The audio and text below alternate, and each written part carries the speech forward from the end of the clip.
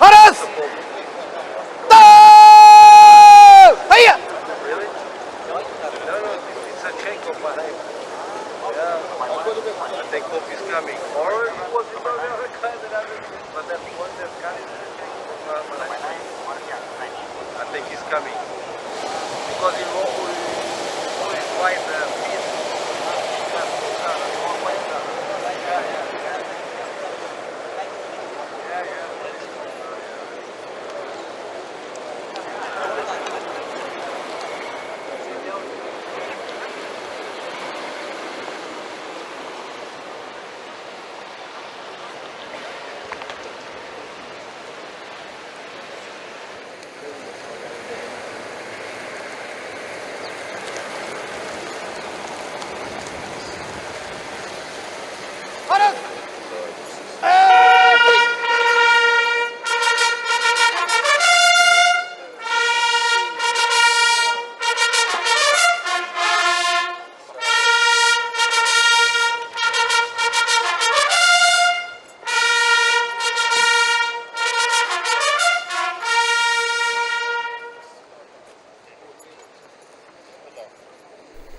Laudetur Jesus Christus.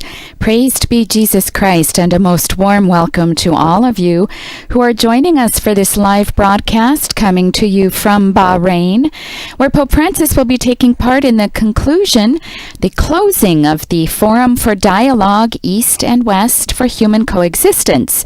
This event is taking place at Al-Fida Square of the Sakhir Royal Palace in Bahrain. From wherever you're joining us today, tonight, or this evening, perhaps in the morning, I'd like to welcome you to this live broadcast. Many of you we know join us through our own various Vatican media channels. So if you're joining us through the Vatican News app or the Vatican Radio app, our Vatican News web portal, our Vatican News English YouTube channel, or our Facebook Live feed, a most warm welcome to all of you. Thank you for tuning in. We have those of you joining us through our media partners, tuning in through television, Catholic TV, Catholic Faith Network at Madarshan TV, Shalom World Television Networks USA, EWTN, Salt and Light Media, Shalom TV India, Sunday Shalom. And we have some radio listeners out there, including those of you tuning in through Luminous Radio. Some of you tuning in through our shortwave transmission, and others tuning in through other diocesan and local radio channels.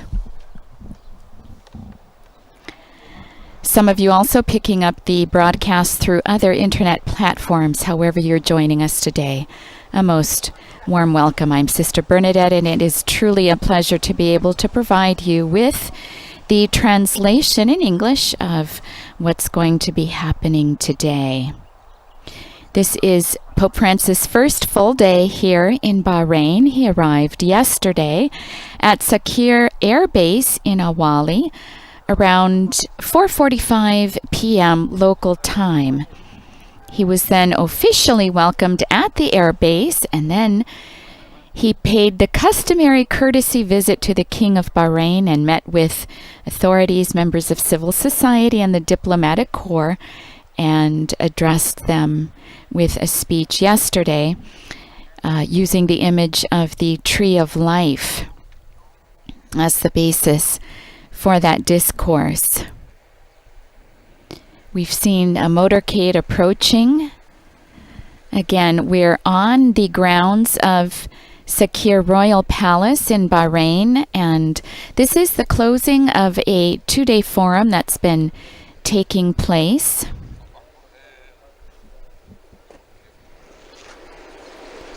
We now see the Grand Imam of Al-Azhar. I believe that he has his back toward us.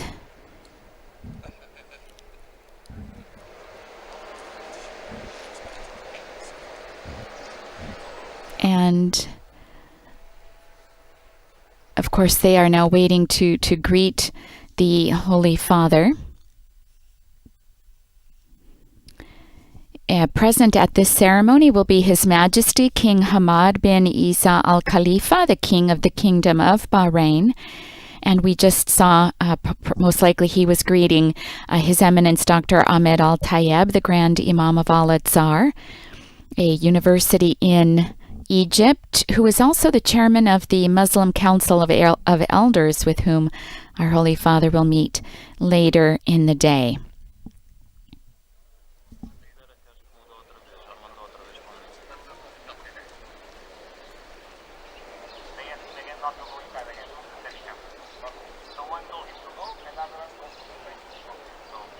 This is Pope Francis's 39th apostolic journey since becoming Pope.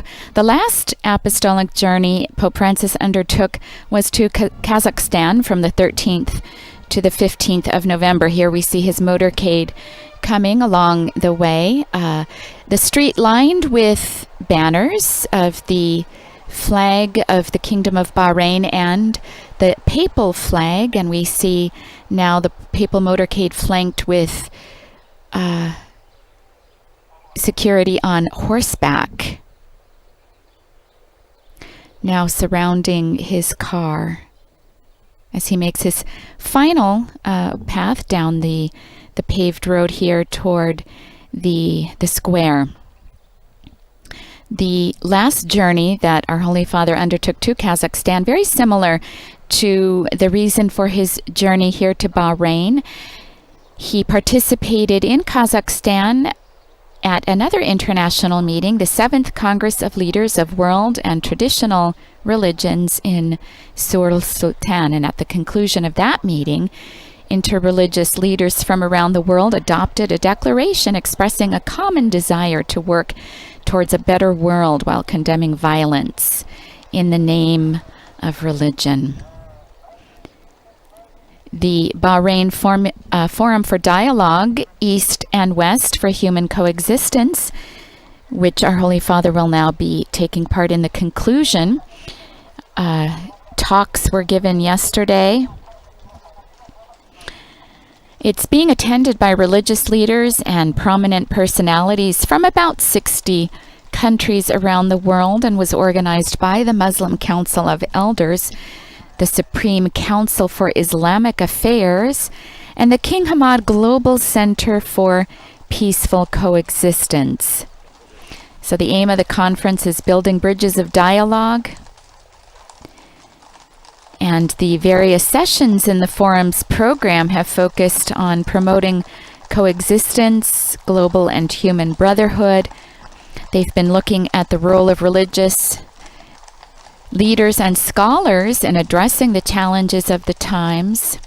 They've been looking at interreligious dialogue and achieving world peace.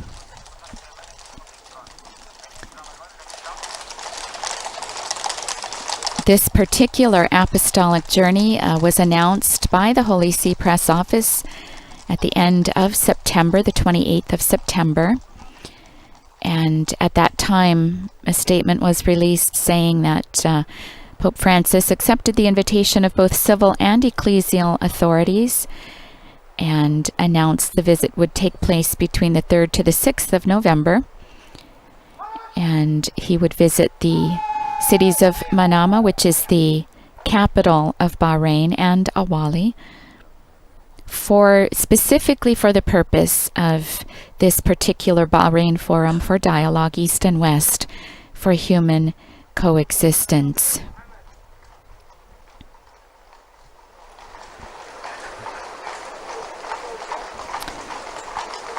At the end of last year, the first cathedral in Bahrain was inaugurated and consecrated to Our Lady of Arabia. Here we see now a close-up of the Holy Father's car as it arrives now. He will be greeted. Baba Francis, Baba al-Vatican.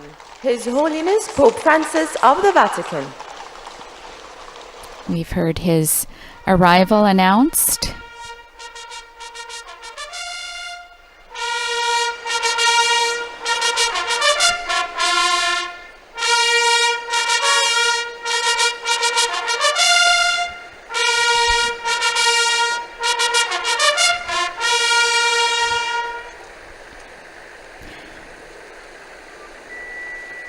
in case you're wondering where exactly we are, we're in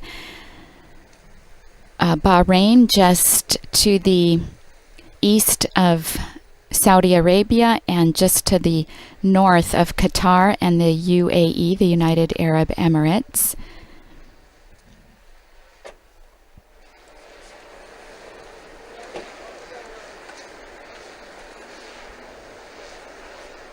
It's situated on the Persian Gulf,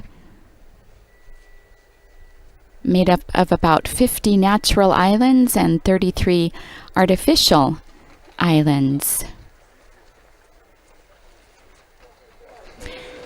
It's about 760 square miles. It's one of the smallest Asian nations, the third smallest in Asia.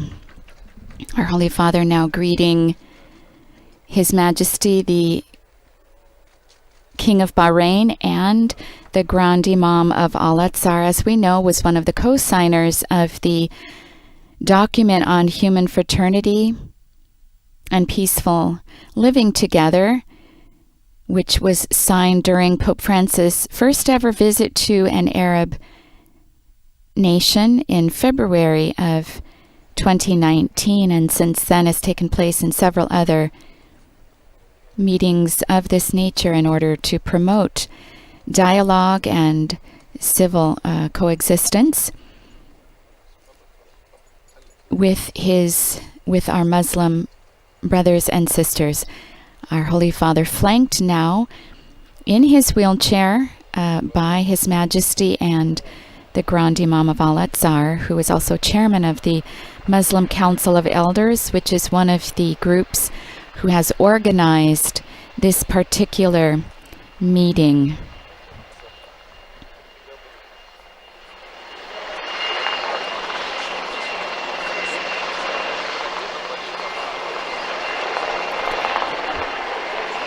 And we now see helicopters with both of the flags of the Kingdom of Bahrain and the papal flag extended.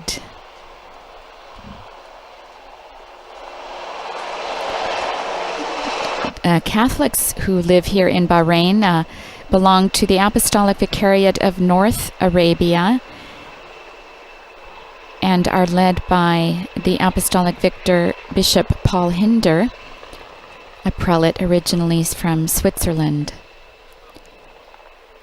And so they join other Catholics from various other areas in Arabia.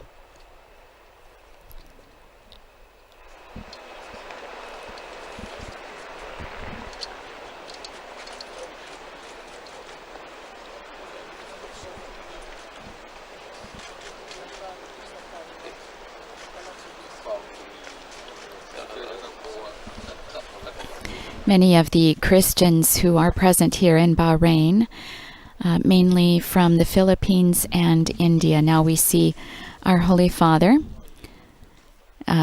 giving water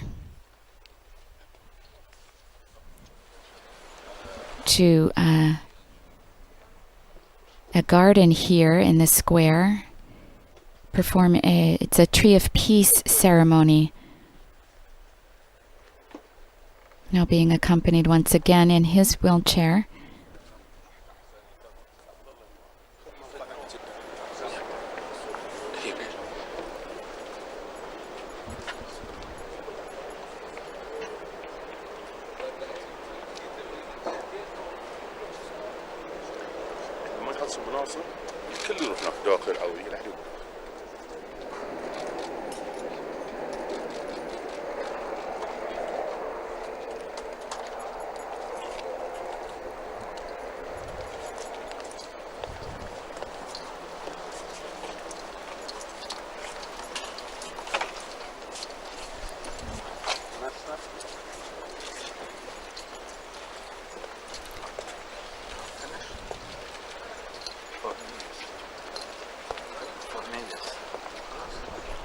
One other cathedral present in the Apostolic Vicariate is Holy Family Cathedral in Kuwait City, the capital of Kuwait.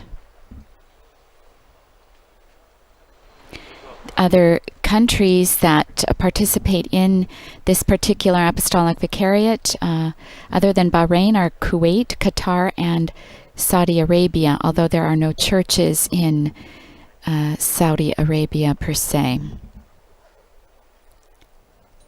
It was originally established as the Apostolic Prefecture of Kuwait in 1929. Then it became the Apostolic Vicariate of Kuwait in 1954. And in 2011 it was renamed the Apostolic Vicariate of Northern Arabia. In 2011, Pope Benedict XVI, through the Congregation for Divine Worship and the Discipline of Sacraments, declared the Blessed Virgin Mary under the title of Our Lady of Arabia as patroness of the Northern Vicariate. And our Holy Father will be going to the cathedral, newly consecrated, as we said last year.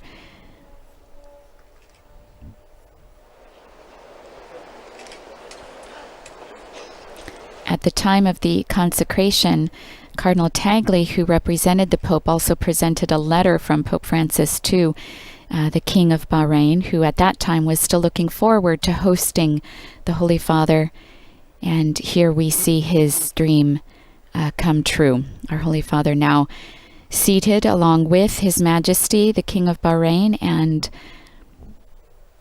the Grand Imam of Al-Fida. Here we see Cardinal Ayuso, who is the prefect of the Dicastery for Interreligious Dialogue, who has been closely following all of this process with our Muslim brothers and sisters as we strive toward obtaining together what is being termed a human fraternity. And now we go to the program. King Hamad bin Isa Al Khalifa, King of the Kingdom of Bahrain, Your Holiness Pope Francis of the Vatican, Your Eminence Dr. Ahmed Al-Tayyib, Grand Imam of Al-Azhar and Chairman of the Muslim Council of Elders, Your Highnesses, Your Excellencies, distinguished guests, a very good morning and welcome to this prestigious gathering. The speech of His Majesty King Hamad bin Isa Al Khalifa, King of the Kingdom of Bahrain. As we heard, we will now hear a speech of the King of Bahrain.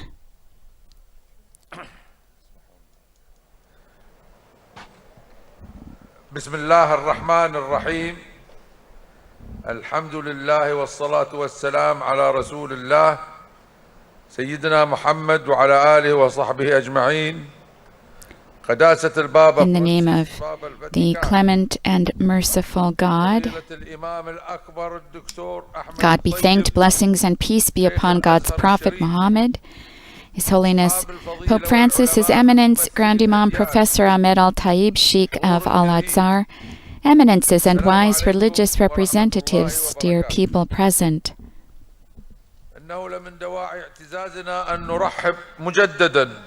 God's peace and blessings be with you.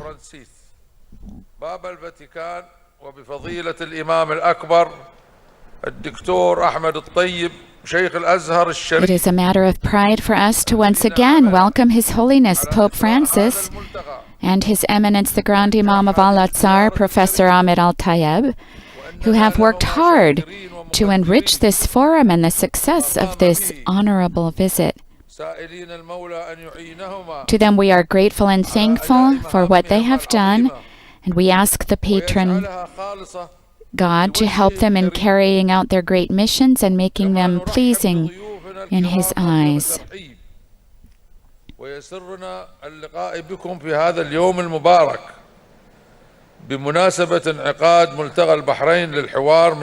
We also extend our cordial welcome to our distinguished guests and take pleasure in meeting you on this blessed day on the occasion of the Bahrain Dialogue Forum for Humanity, a day we consider memorable and a relevant event whose goals coincide with our country's aspirations for humanity and its progress. May every human being enjoy a dignified and peaceful life in a more stable and safer world.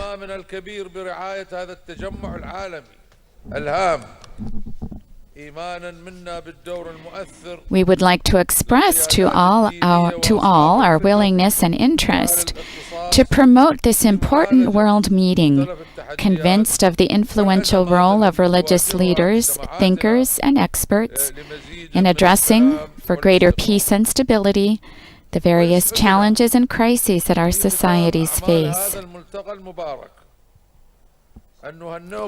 We rejoice at the end of this blessed meeting to congratulate you on its success with the presence and participation of this elite of sages from the East and the West, who have dedicated themselves to the service of humanity and to work for its progress, and who are united in word and deed to strengthen the values of peace and mutual understanding by working together righteously to promote brotherhood and peaceful coexistence among all peoples of the earth. Distinguished guests, we have all followed with great interest the speeches and discussions of the forum, and we look at its conclusions and recommendations with optimism and great hope as a guide to strengthen the path of fraternity, of the fraternity of humanity, which is in great need as never before, to revive the ways of closeness and understanding among the followers of religions and beliefs as the main approach to achieve concord rather than opposition, unity instead of division. And as we walk together hand in hand to achieve the goal of a prosperous future, we must all unanimously agree under these exceptional conditions to halt the war between Russia and Ukraine and engage in serious negotiations for the good of all humanity. In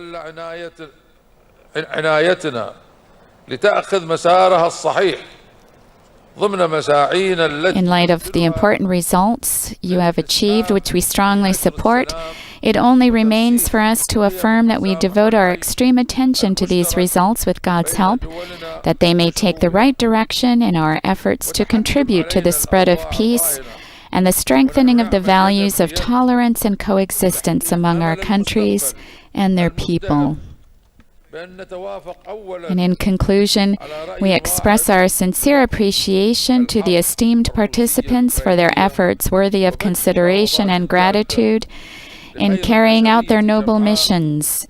We also extend our thanks to the organizers of the forum for preparing and organizing it in the best way possible. And we ask the Most High to fill everyone's steps on the path of love and concord. وبالشكر والامتنان للجهات المنظمة التي أسهمت في الإعداد للملتقى وتنظيمه كما يجب داعين الله عز وجل أن يسدد We ask the Most High to fill everyone's steps on the path of love and concord, armed with truth and patience, for the sake of humanity, with success and blessings. May God's peace, mercy, and blessings be with you. The first discourse of this event from His Majesty the King of Bahrain, Grand Imam of Al-Azhar and Chairman of the Muslim Council of Elders.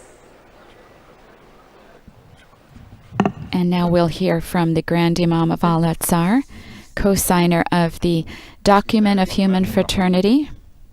Alhamdulillah, wa sallallahu wa sallam wa barak ala Sayyidina Muhammad wa ala alihi wa sahbihi. Jalalat al-Malik Hamad bin Isa al-Khalifa, Malik Mamlakat. Praise be to God. May God's blessings and peace be upon our Master, Prophet Muhammad, his family, and his companions. Our dear guest, Your Holiness Pope Francis, esteemed clergy and scholars of the Catholic Church, esteemed colleagues and members of the Muslim Council of Elders, may the peace, mercy, and blessings of God be upon you. وللمشاركة في هذا الملتقى الكبير، ملتقى الشرق والغرب من أجل التعايش الإنساني. وإنه لملتقى تاريخي لما يضمه من قامات كبرى. And he's saying that this is an historic encounter which brings with it the thought of many scholars, politicians, those who work in communication. It's a meeting worthy of being considered in history, which will record the words that have been spoken in this meeting. From here, from Bahrain, from this great country with its traditions, its a tradition of peace and tolerance and coexistence between civilizations and dialogue between them,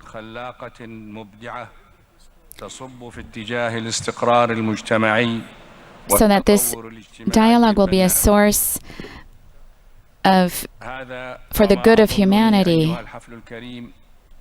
في حاجة إلى أن أكرر على مسامعكم أحاديث الصراع الذي تعيشه الإنسانية اليوم في الشرق والغرب. I don't think it unworthy to repeat التي يجنيها إنسان القرن الحادي والعشرين، حروبا ودماء وتدميرا وفقرا، بل ثكلا ويتما وترملا وتشريدا. We've had a history of destruction and poverty, and in order to hope for the future,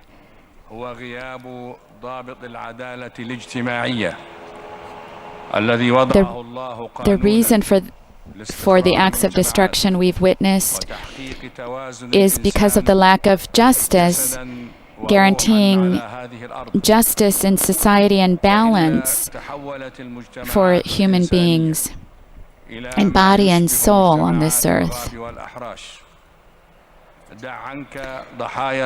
Today's society has been transformed into a jungle where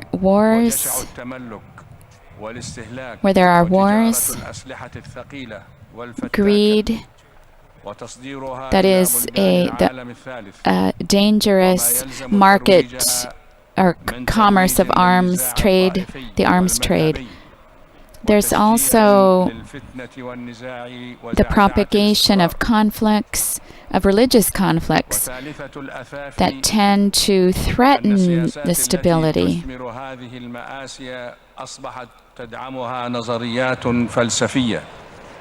Politics on which these conflicts find support,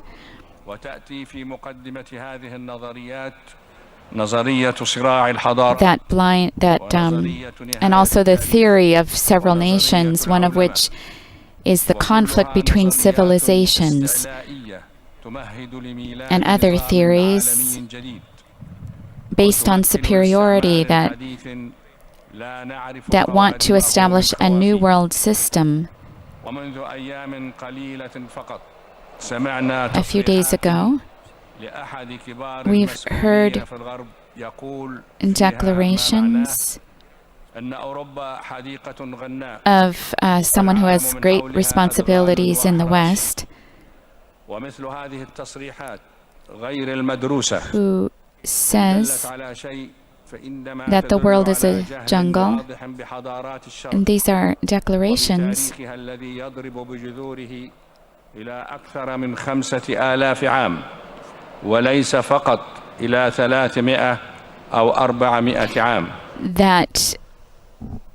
that see the East as like a source of threats. There's a lot of fear.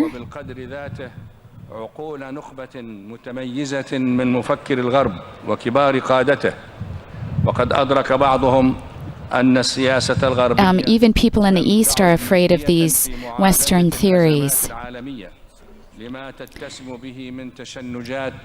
And they don't believe that the politics of the West will be able to resolve the problems that are in the world when they only flex their muscle of war.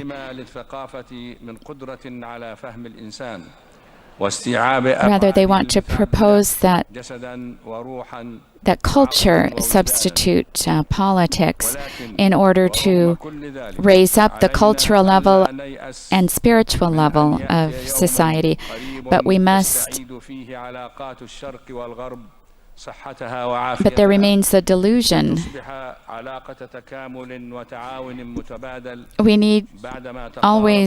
We always need to think that there will remain a relationship between the East and the West. And one part cannot be isolated from the other. The West needs the wisdom of the East and to be inspired by the religions there and their vision of man created by God, of the depth of the Eastern vision regarding realities.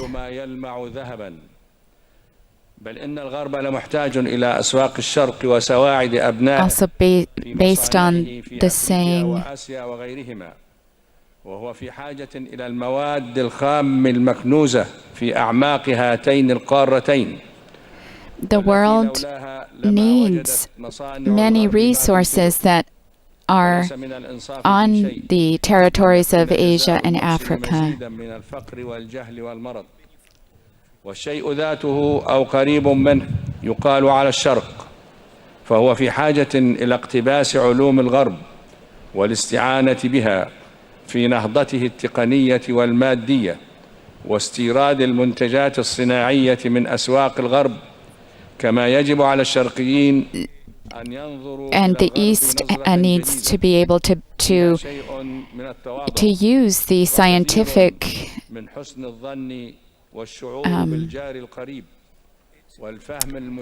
the scientific progress of the West. بحسبانها نتاج ظروف وتطورات وتفاعلات خاصة بهم دفعوا ثمنها غاليا عبر. To look at the values of those in the West, their history and their experience, the wise people in Islam need to explain well their beliefs, especially when speaking about relationship between peoples and reconciliation.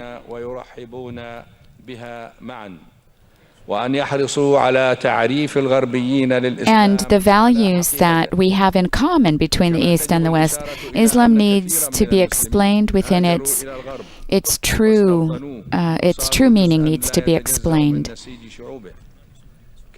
Many Muslims who have gone to the West have become part of the society, of Western society.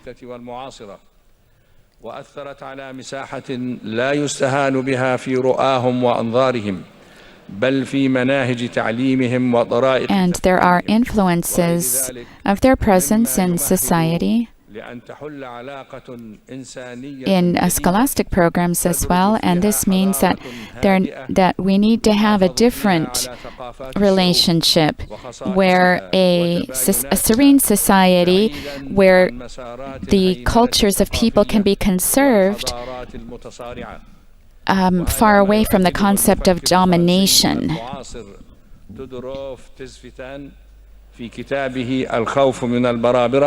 حيث يقول إنه لا يمكن اعتبار الثقافة الغربية وحدها ذات طابع حضاري وأنها المعيار الذي تتحدد به ثقافات الآخرين فأي تدخل في ثقافات الآخرين. The Western culture cannot be used as the basis on which to judge other cultures.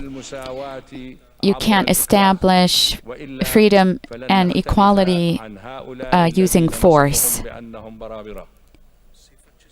If we would do this, there's no difference between us and the barbarians.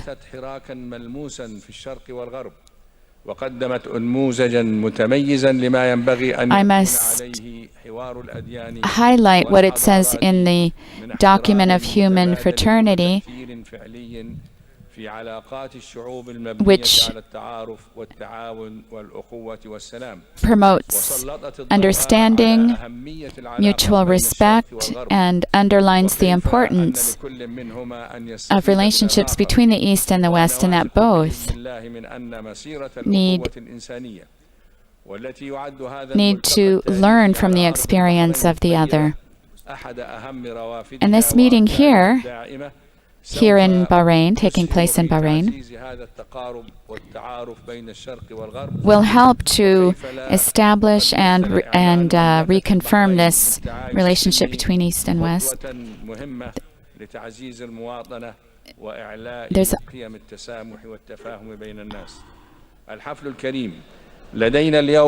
also looking at the declaration in Bahrain on human coexistence. A theory, a Western theory. We have an Eastern and Islamic theory that is in contrast with the Western theory that talks about dialogue and encounter. This new theory looks at mutual self-knowledge and collaboration, mutual understanding and collaboration. In order to accomplish what God has given us to do and not to ruin the world that He has given us, this theory is based on knowledge and begins or takes inspiration from the Quran. The first rule also in the Quran says that God created the different races and nations.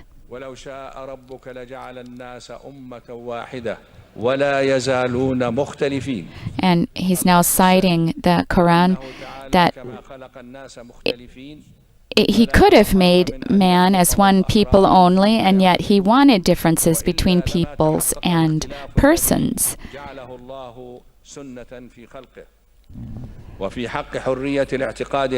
And this difference is a divine law.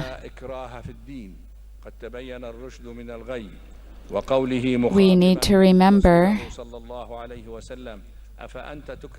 that religion cannot be imposed.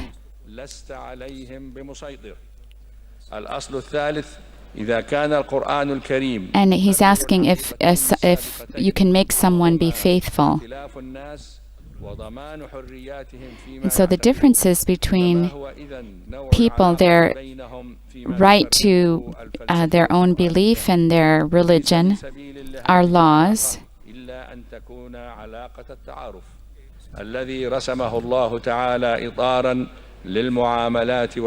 And if we base ourselves on that relationship, then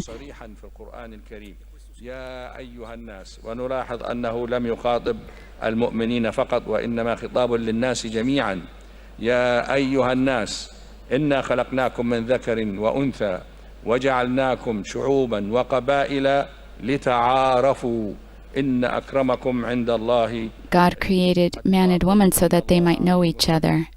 نعم هو الأصل الثالث المستدل منطقيا من الأصلين السابقين ويمكن صياغته في قاعدة تقول العلاقة المشروعة بين الناس في القرآن هي فقط علاقة التعارف والسلام وهكذا تترتب القوانين القرآنية لضبط العلاقات الإنسانية في القرآن الكريم ترتبا منطقيا لا مجال فيه لتأويل أو تحريف.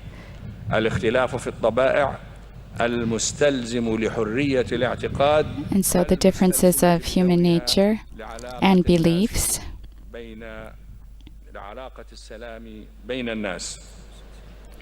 ومن هذه النصوص المؤسسة are essential for peace between peoples. أنه دين السلام ودين حرية الاختلاف في العقيدة This Islamic concept أنه ليس صحيحا ما يقال وما is clear because says that Islam is a religion of peace and equality. هو كفر الآخرين فهذا كذب محض على الإسلام وعلى سيرة رسول الإسلام حتى وإن تبنى هذا الافتراء بعض المنتسبين إلى هذا الدين القائم على الحجة والبرهان لا على الريبة والبهتان. وفي الختام أقول So he says what is said and promoted every now and then about the institution of war in Islam against infidels is untrue and indeed outright lies about Islam and the life of its prophet. Even if such are purported by some followers of the same religion, a religion based on proof and evidence, not on ambiguity and lies. نداء إلى علماء الأديان والمفكرين والإعلاميين بأن يبذلوا مزيدا من الجهد من أجل تربية النشء وتثقيف الشباب على مشتركات الأديان وتحويلها إلى برامج علمية وتربوية. And he's calling on religious scholars and thinkers to put more effort into the education of youth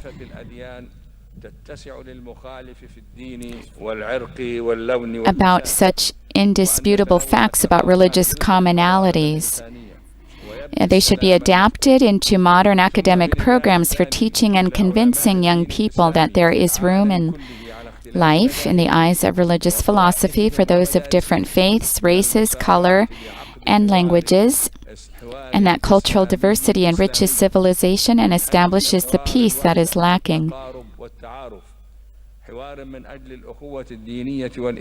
I furthermore call on my brothers, Muslim scholars across the world of every doctrine, sect, and school of thought to hold an Islamic dialogue, a dialogue around unity, cohesion, and rapprochement, a dialogue for Islamic fraternity, void of division, discord, and more especially of sectarian strife.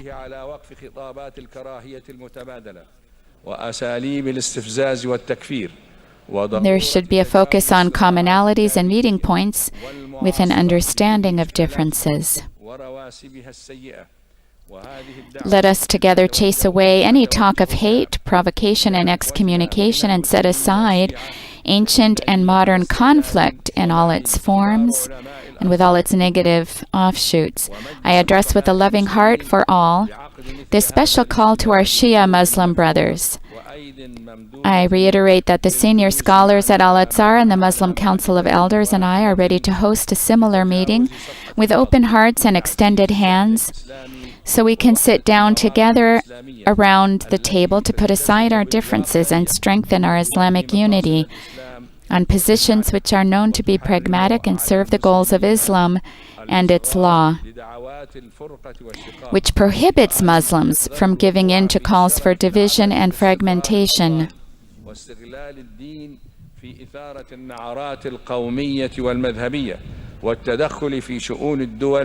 We must beware of falling into the trap of compromising homeland's stability and exploiting religion to stoke the fires of nationalistic and ideological sentiments, not to mention interference with countries and their sovereignty or stealing their lands. I have every faith that if we have goodwill and determination, we can create a civil model showcasing Islam and Muslims in the rightful way this religion deserves, a religion that requires its followers before others to treat it fairly. On this important occasion for hosting dialogue between East and West for the sake of human coexistence, I lend my voice to all those seeking peace and good. I also call for the end of the Russian-Ukrainian war, to spare the lives of innocents who have no hand in this violent tragedy. I call for hoisting the flag of peace, not of victory, and to sit down for dialogue and negotiation.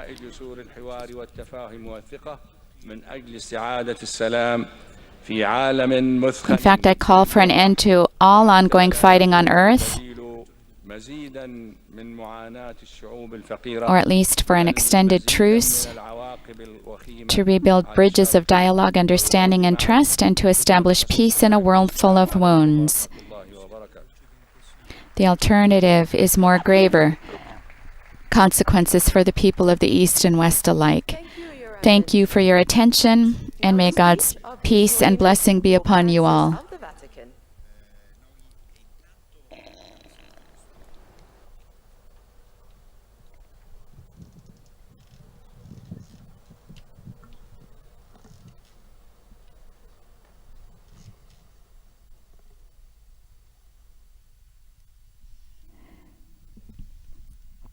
We've just heard both from the King of Bahrain and the Grand Imam of Al-Azhar, and we will now hear the words of His Holiness Pope Francis. أصحاب السمو الملكي، أخي العزيز فضيلة الإمام الأكبر الدكتور أحمد الطيب شيخ الأزهر الشريف، أخي العزيز قداسة البطريرك We're hearing a translation, I believe. والمدنية المحترمين، سيداتي سادتي، أحييكم تحية قلبية وأشكركم على حفاوة الاستقبال والعقد منتدى الحوار هذا الذي تم تنظيمه تحت رعاية صاحب الجلالة ملك البحرين. يتخذ هذا البلد اسمه من المياه المحيطة به. في الواقع كلمة البحرين تذكر ببحرين اثنين لنفكر في Your Majesty, Your Royal Highnesses, your dear brother, Dr. Al-Tayyib, Grand Imam of Al-Azhar, dear brother Bartholomew, Ecumenical Patriarch, distinguished religious and civil authorities, ladies and gentlemen. I greet you all most cordially, and I am grateful for your welcome to this forum of dialogue organized under the patronage of His Majesty, the King of Bahrain. This country takes its name from its waters. The name Bahrain means two seas. It makes us think of the waters of the sea, which brings lands and nations into contact and connects distant peoples. In the words of an ancient proverb, what the land divides, the sea unites. The earth seen from heaven appears as a vast blue sea that unites different shores. From the heavens, it seems to remind us that we are indeed one family, not islands, but one great archipelago. This is how the Most High wants us to be, and this country, which is an archipelago of other 30 islands, can well symbolize that desire. Yet we are living at a time when humanity, connected as never before, appears much more divided than united. Here too the name Bahrain can help us to reflect. The two seas of which it speaks refers to the fresh waters of its underwater springs and the brackish waters of the Gulf. Nowadays, in a somewhat similar way, we find ourselves overlooking two seas with very different waters, the calm, freshwater sea of a serene life together, and the salty sea of indifference marred by clashes and swept by the winds of war. Its destructive billows growing ever more tumultuous, threatening to overwhelm us all. Tragically, East and West increasingly resemble two opposing seas. But we, on the other hand, are here together because we all intend to set sail on the same waters, choosing the route of encounter rather than that of confrontation. The path of dialogue indicated by the title of this forum, East and West for Human Coexistence. Our Holy Father is now giving his discourse. We have a problem with the audio, and so you are probably hearing the translation in Arabic. And what I am saying is, I believe, what he is saying at this moment. Our Holy Father continued saying, after two terrible world wars, a Cold War that for decades kept the world in suspense, catastrophic conflicts taking place in every part of the globe and in the midst of accusations, threats, and condemnations, We continue to find ourselves on the brink of a delicate precipice, and we do not want to fall. It is a striking paradox that while the majority of the world's population is united in facing the same difficulties, suffering from grave food, ecological and pandemic crises, as well as an increasingly scandalous global injustice, a few potentates are caught up in a resolute struggle for partisan interests, reviving obsolete rhetoric, redesigning spheres of influence and opposing blocs. We appear to be witnessing a dramatic and childlike scenario. In the Garden of Humanity, instead of cultivating our surroundings, we are playing instead with fire, missiles and bombs, weapons that bring sorrow and death, covering our common home with ashes and hatred. Such will be the bitter consequences if we continue to accentuate conflict instead of understanding. If we persist in stubbornly imposing our own models and despotic imperialist, nationalist, and populist visions, if we are unconcerned about the culture of others, if we close our eyes to the plea of ordinary people and the voice of the poor, if we continue simplistically to divide people into good and bad, if we make no effort to understand one another and to cooperate for the good of all, these are the choices for which before us, since in a globalized world, we only advance by rowing together. If we sail alone, we go adrift. On the stormy sea of conflicts, let us keep before our eyes the document on human fraternity for world peace and living together, which calls for a fruitful encounter between West and East to help cure their respective maladies. We are here as men and women who believe in God and in our brothers and sisters to reject isolating thinking. The approach to reality that overlooks the great sea of humanity by concentrating only on its narrow currents. We want the divergences between East and West to be settled for the good of all, without distracting attention from another divergence that is constantly and dramatically increasing, the gap between the North and the South of the world. The emergence of conflicts should not cause us to lose sight of the less evident tragedies in our human family, such as the catastrophic inequality, whereby the majority of people on our planet experience unprecedented injustice, the shameful scourge of hunger, and the calamity of climate change, a sign of our lack of care for the common home. When it comes to such issues which we have discussed in these days, religious leaders must surely commit themselves and set a good example. We have a specific role to play, and this forum has offered us a further opportunity in this regard. It is our duty to encourage and assist our human family. Interdependent, yet at the same time disconnected, to sail the sea together. I would therefore like to propose 3 challenges that emerge from the document on human fraternity and from the Kingdom of Bahrain Declaration, on both of which we have reflected in these days. These challenges have to do with prayer, education, and action. First of all, prayer, which touches the human heart. Truth to tell, the tragedies we are enduring, the dangerous divisions we are experiencing, and the imbalances under which the modern world labors are linked with a more basic imbalance which is rooted in the heart of man. That is their ultimate cause. Consequently, the greatest risk lies not in specific objects, material realities, or institutions, but in our human inclination to close ourselves in on our own immanence, our own group, our own petty interests. This is not a failing of our age. It has been present from the beginning of humanity, and with God's help it can be overcome. فالخطر الأكبر لا يكمن في الأشياء أو في الوقائع المادية أو في المنظمات، بل في ميل الإنسان إلى الانغلاق على جوهر كيانه. For this reason, prayer, the closing of our hearts to the Most High, is essential for purifying ourselves of selfishness, close-mindedness, self-referentiality, falseness, and injustice. Those who pray receive peace of heart. They cannot fail to bear witness to this and to invite others, above all by their example, not to fall prey to a paganism that reduces human beings to what they sell, buy, or are entertained by. but instead to rediscover the infinite dignity with which each person is endowed. The followers of the religions are men and women of peace, who as they journey alongside others on this earth invite them with gentleness and respect to lift their gaze to heaven. They bring to their prayer, like incense that rises to the Most High, the trials and tribulations of all.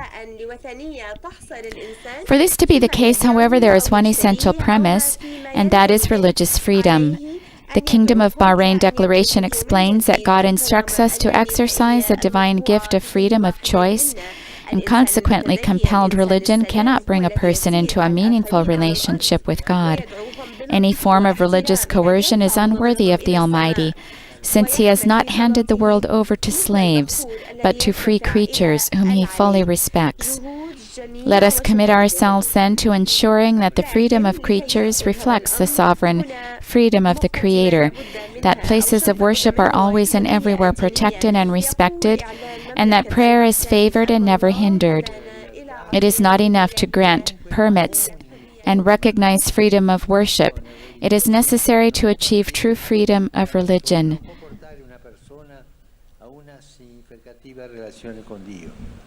Ogni costrizione, cioè, è indegna dell'Onnipotente, in quanto Egli non ha consentito il mondo a degli schiavi, ma a delle... Any form of religious coercion is unworthy of the Almighty, since He has not handed the world over to slaves, but to free creatures whom He fully respects. Any form of religious coercion is... Let us commit ourselves then to ensuring that the freedom of creatures reflects the sovereign freedom of the Creator, that places of worship are always and everywhere protected and respected, and that prayer is favored and never hindered. It is not enough to grant permits and recognize freedom of worship. It is necessary to achieve true freedom of religion. Not only every society, but also every creed is called to self-examination in this regard. It is called to question whether it coerces God's creatures from without or liberates them from within, whether it helps people to reject rigidity, narrow-mindedness, and violence, whether it helps believers to grow in authentic freedom, which is not doing what we want, but directing ourselves to the good for which we were created. Se la sfida dell'orazione riguarda il cuore, la seconda sfida, l'educazione, concerne essenzialmente la mente dell'uomo. If the challenge of prayer regards the heart, the second challenge, that of education, essentially concerns the mind. The Kingdom of Bahrain Declaration states that ignorance is the enemy of peace. It is true, for where opportunities for education are lacking, extremism increases and forms of fundamentalism take root. Yet, if ignorance is the enemy of peace, education is the friend of development, provided that it is an education truly befitting men and women as dynamic and relational beings. An education that is not rigid and monolithic, but open to challenges and sensitive to cultural changes, not self-referential and isolating, but attentive to the history and culture of others, not stagnant, but inquisitive and open to embracing different and essential aspects of the one human family to which we belong. In that way, it can enter into the heart of problems without claiming to have easy answers to resolve complex issues, but willing instead to embrace a crisis without seeing it in terms of conflict. For it is unworthy of the human mind to think that power should prevail over reason, to bring the methods of the past to present-day issues. Della mente umana credere che le ragioni della forza prevalgano sulla forza delle ragioni, utilizzare metodi del passato per le questioni presenti, applicare gli... It is unworthy of the human mind to think that power should prevail over reason, to bring the methods of the past to present-day issues, to apply models based on technology or mere convenience to the history and culture of human beings. This means that we must raise questions, allow ourselves to be challenged, learn to enter into dialogue patiently, respectfully, and with a willingness to listen, to learn the history and culture of others. That is how to educate human minds, by encouraging mutual understanding, For it is not enough to say we are tolerant. We really have to make room for others, granting them rights and opportunities. This is an approach that begins with education, and it is one that the religions are called to support. Concretely, I would emphasize 3 urgent educational priorities. First, the recognition of women in the public sphere, namely, the right to education, to employment, and their freedom to exercise their social and political rights. This is in the document on human fraternity.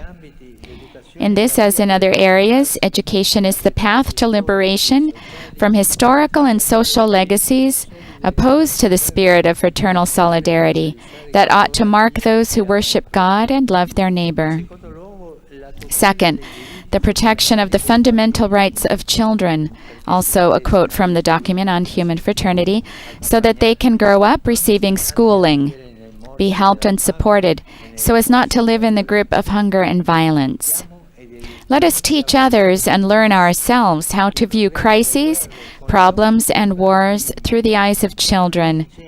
This is not a mark of naivete, but of far-sighted wisdom, because only if we are concerned for them will progress be reflected in innocence rather than profit, and will lead to the building of a better and more humane future.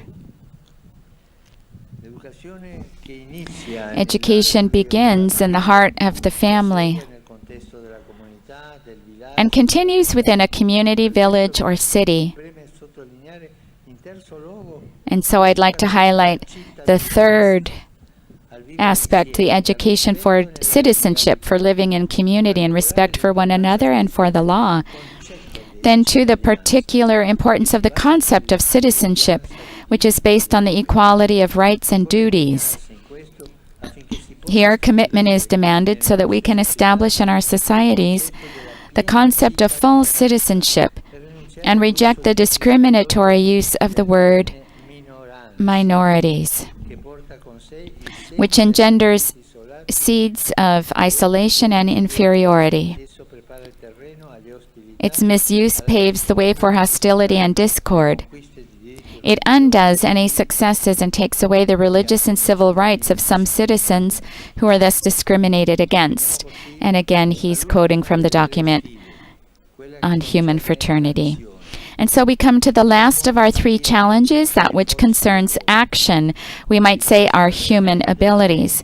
The Kingdom of Bahrain Declaration states that whenever hatred, violence, and discord are preached, God's name is desecrated. All who are religious reject these things as utterly unjustifiable.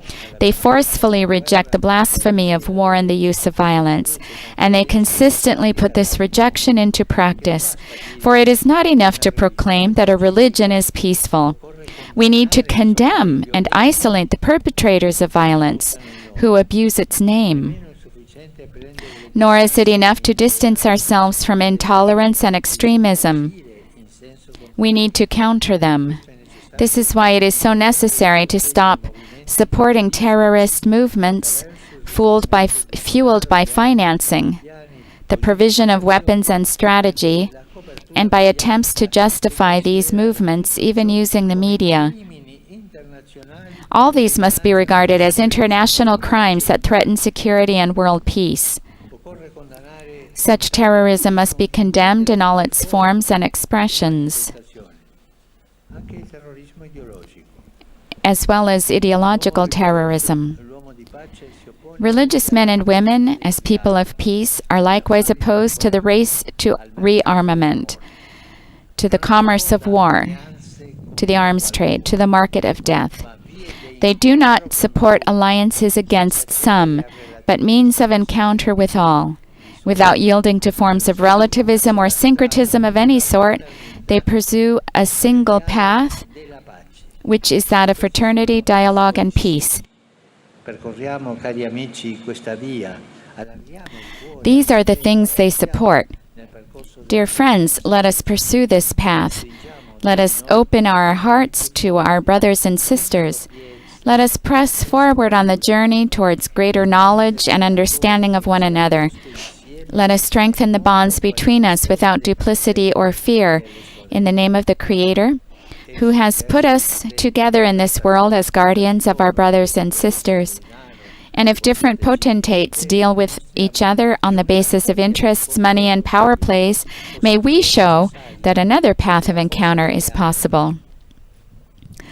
Possible and necessary, since force, arms, and money will never paint a future of peace.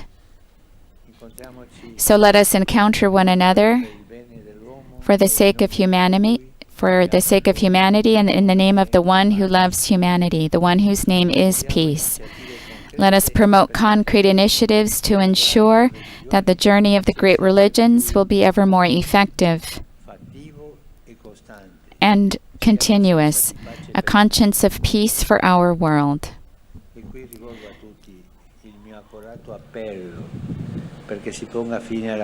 And I now once again give my appeal for peace in Ukraine, and that peace might be negotiated. The Creator invites us to act, especially on behalf of all those many creatures of His who do not yet find a sufficient place on the agenda of the powerful, the poor, the unborn, the elderly, the infirm, migrants. If we who believe in the God of mercy do not give a hearing to the poor and those in need of mercy, and a voice to the voiceless, who will do it? Let us take their side. Let us make every effort to assist a humanity wounded and sorely tried. By doing so, we will draw upon our world the blessing of the Most High. May He enlighten our journey and join our hearts, our minds, and our strength, so that our worship of God may be matched by a concrete and fraternal love of our neighbor, so that together we may be prophets of community, artisans of unity, and builders of peace. Thank you. Words of Pope Francis here at the conclusion of the Bahrain Forum of Dialogue taking place here at Al-Fida Square. King Hamad bin Isa Al-Khalifa, King of the Kingdom of Bahrain, Your Holiness Pope Francis of the Vatican, Your Eminence Dr. Ahmed Al-Tayyib, the Grand Imam of Al-Azhar and Chairman of the Muslim Council of Elders, Your Highnesses, Your Excellencies, distinguished guests, thank you very much for joining us today. Wassalamu alaikum wa rahmatullah wa barakatuh.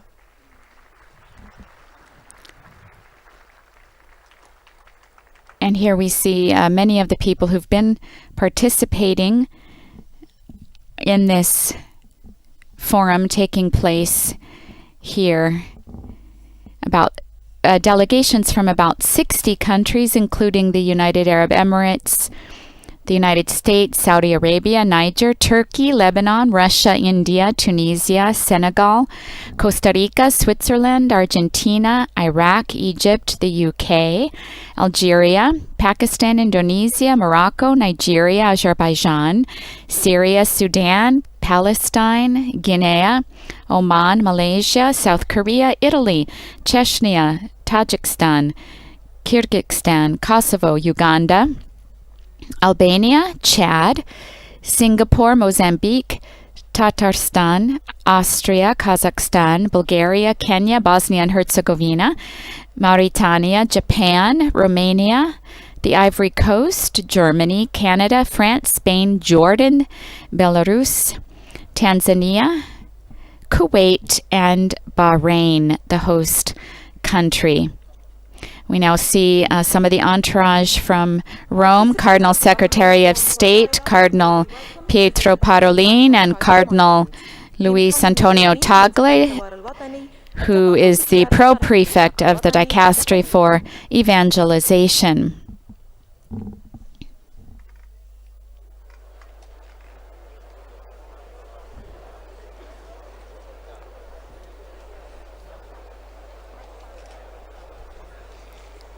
The King of Bahrain also took place in the inauguration of the Cathedral of Our Lady of Arabia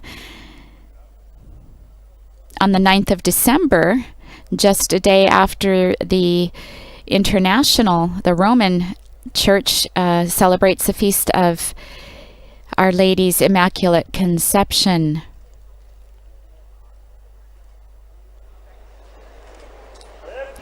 Cardinal Tagley, who consecrated the cathedral, also met with the King of Bahrain at that time, and Bishop Hinder, the apostolic administrator of the region of Northern Arabia, said that it was a very cordial meeting that took place between Cardinal Tagley and His Majesty, whom we see here right now, walking alongside Pope Francis, who's flanked by his interpreter, as well as the Grand Imam of Al-Azhar, the three of whom we've heard speak today. And later on today, you'll be able to see images of this newly inaugurated cathedral.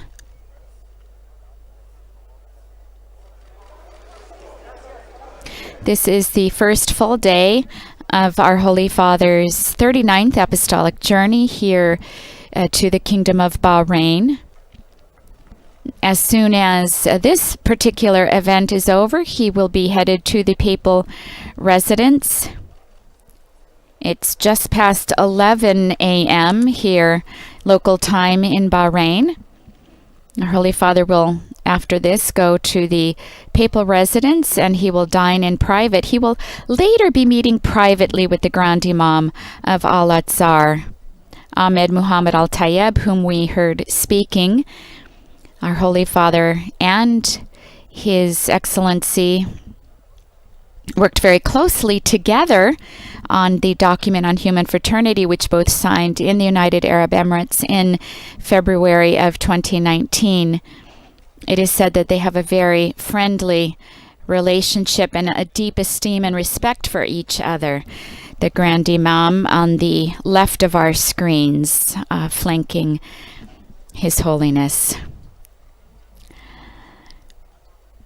Later today, our Holy Father will be meeting with the Muslim Council of Elders, also here on the grounds of the palace, in the mosque here on the grounds. And he will also take part in an ecumenical prayer meeting.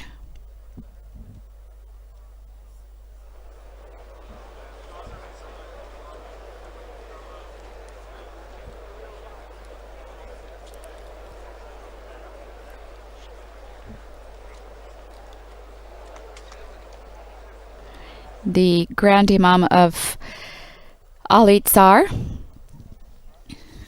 is a prestigious and very prominent official title in Egypt, and he is recognized by some members of the Islamic community to be the highest authority in Sunni Islamic thought and Islamic jurisprudence.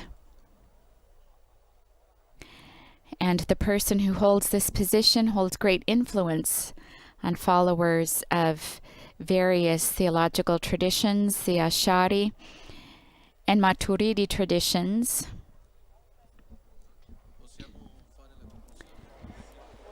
And with these images, we now bring to an end this live broadcast of the closing of the Forum for Dialogue, East and West for Human Coexistence, taking place at this square we see here before us, Al-Fida, on the grounds of Sakhir Royal Palace in Bahrain.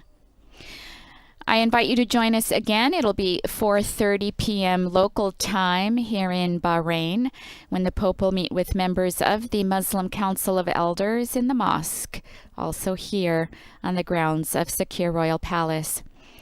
You can find coverage of all papal events, as well as coverage of Vatican and world news, on our Vatican News web portal, Facebook, Instagram, YouTube, and Twitter accounts. On behalf of Vatican Media, I'd like to thank our audio technician, Mario Scaton, and our coordinator, Father Johan Pacheco, and all others who've made this broadcast possible, especially our media partners, Catholic TV, Catholic Faith Network at Madarshan TV, Shalom World Television Networks USA, EWTN, Sultan Light Media, Shalom TV India, Sunday Shalom, and Luminous Radio. As we carry these images with us now, we remember to pray for our Holy Father and for all the dignitaries he'll be meeting with, all of the people who've attended this event, that we might all become bearers of God's peace and love, so that we might all worship Him in love. Laudetur Jesus Christus. Praised be Jesus Christ.